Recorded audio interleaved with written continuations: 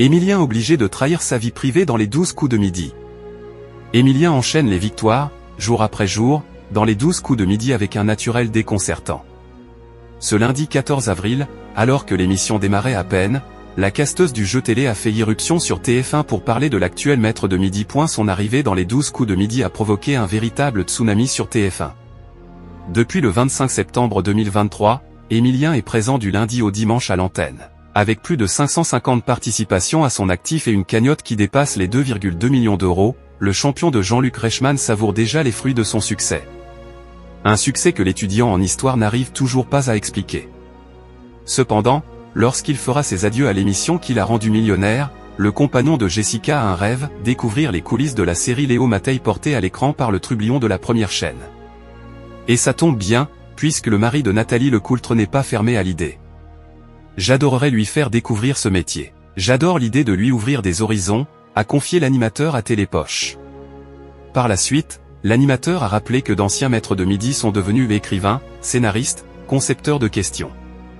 Émilien, quant à lui, ne sait pas encore vers quoi il se tournera une fois les caméras de télévision éteintes, et estime qu'il devra réfléchir à ce qu'il veut faire en temps voulu. Pour l'heure, le candidat assure n'avoir aucune envie de partir du jeu et il compte bien tout faire pour rester un adversaire indétrônable pour les joueurs qu'il affronte midi après midi. Émilien se sent-il à l'aise dans les coulisses des 12 coups de midi?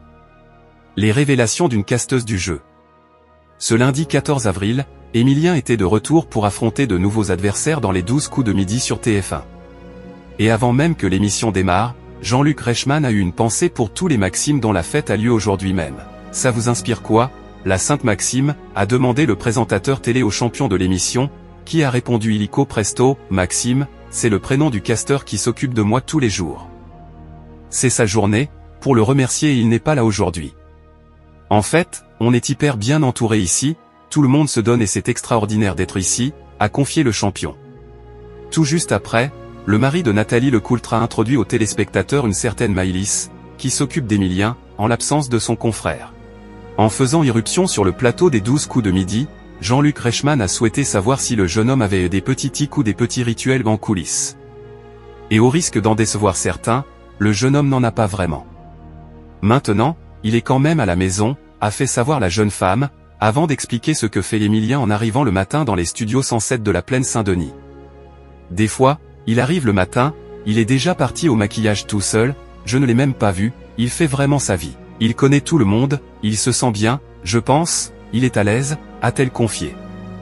Émilien, un champion heureux comme un poisson dans l'eau. Ce lundi 14 avril, Émilien était de retour pour affronter de nouveaux adversaires dans les 12 coups de midi sur TF1. Et avant même que l'émission démarre, Jean-Luc Reichmann a eu une pensée pour tous les Maximes dont la fête a lieu aujourd'hui même. Ça vous inspire quoi? La Sainte Maxime, a demandé le présentateur télé au champion de l'émission, qui a répondu illico presto, Maxime, c'est le prénom du casteur qui s'occupe de moi tous les jours. C'est sa journée, pour le remercier et il n'est pas là aujourd'hui. En fait, on est hyper bien entouré ici, tout le monde se donne et c'est extraordinaire d'être ici, a confié le champion.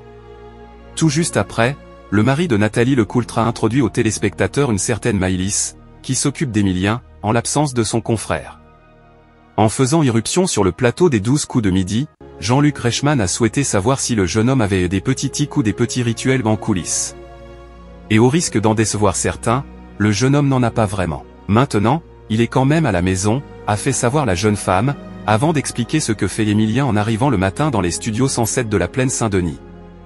Des fois, il arrive le matin, il est déjà parti au maquillage tout seul, je ne l'ai même pas vu, il fait vraiment sa vie.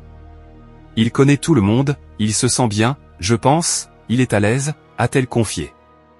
Émilien, un champion heureux comme un poisson dans l'eau. Il est tout simplement indétrônable. Le lundi 14 avril 2025, Émilien participait pour la 564e fois au jeu des 12 coups de midi sur TF1.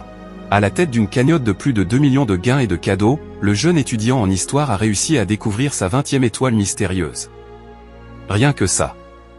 Mais voilà que le compagnon de Jessica a fait une confidence étonnante sur le plateau de TF1. En effet, Jean-Luc Reichmann, l'animateur, a voulu en savoir plus sur ses liens avec son banquier. Émilien précise répondu qu'il était un petit peu plus maintenant en relation avec celui qui gère ses comptes. Ce dernier suit-il l'émission?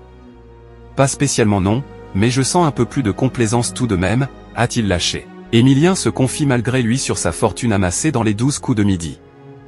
Et voilà que Jean-Luc Reichmann rétorque, « Tu m'étonnes, le petit étudiant qui venait demander des bourses et maintenant vous êtes coté en bourse », a lancé l'animateur dans un rire.